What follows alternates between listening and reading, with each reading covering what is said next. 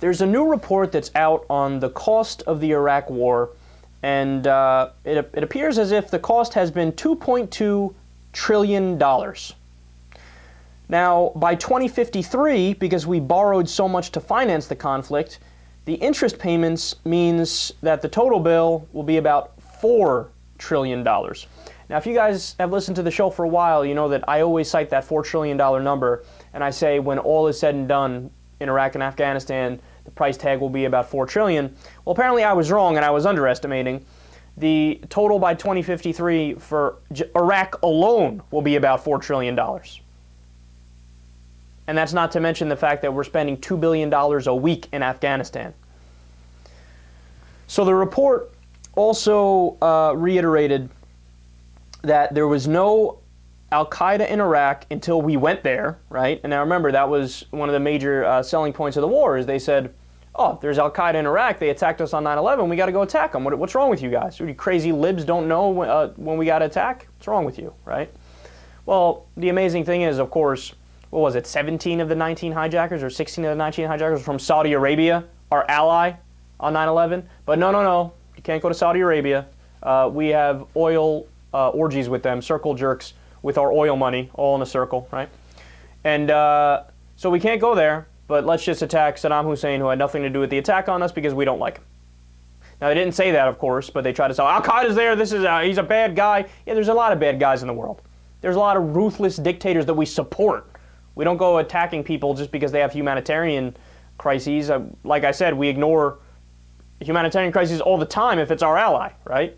In fact, we still back people while they're doing humanitarian crises. So it made absolutely no sense, the justification to go in.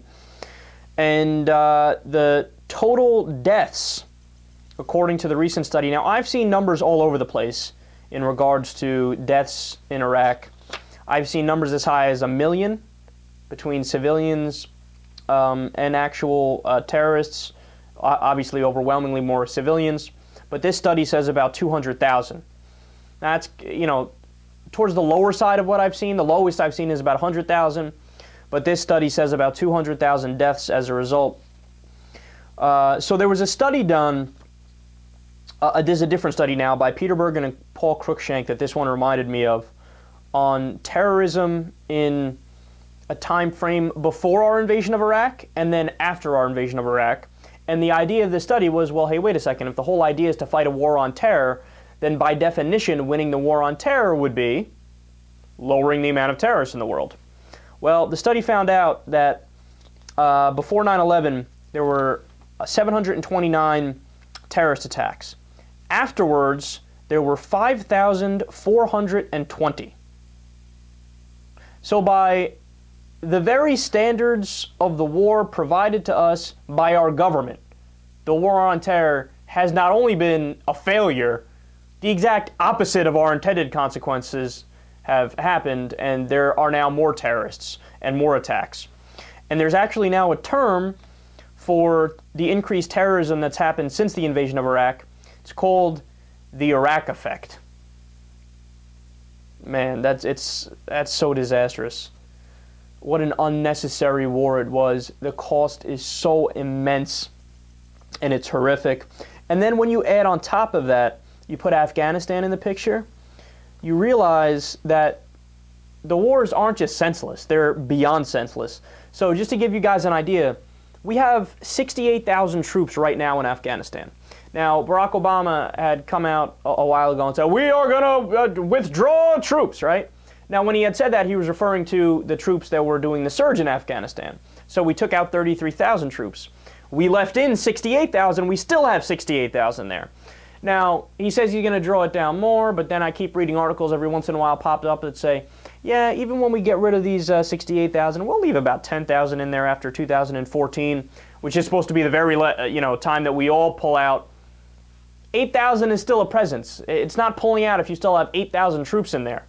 That's like saying, all right, I'm going to have sex and I'll pull out, except I'll leave the tip of my penis in.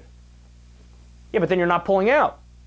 That's the very opposite of the definition of pulling out. But, of course, logic does not stop the government from spewing their propaganda. So we still have 68,000 troops there today. And you want to take a guess of how many terrorists were fighting in Afghanistan, how many members of Al-Qaeda there are there? Between 50 and 100. Now, that's not Kyle Kulinski, progressive talk radio host, telling you that. That's the CIA telling you that. That's our own numbers telling you that.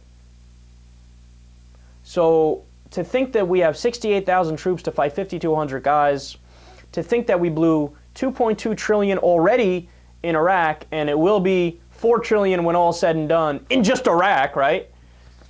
To think that we have 900 military bases in 130 countries, to think that our military is the biggest the world has ever seen. We have more, it's bigger than the next 14 largest militaries combined.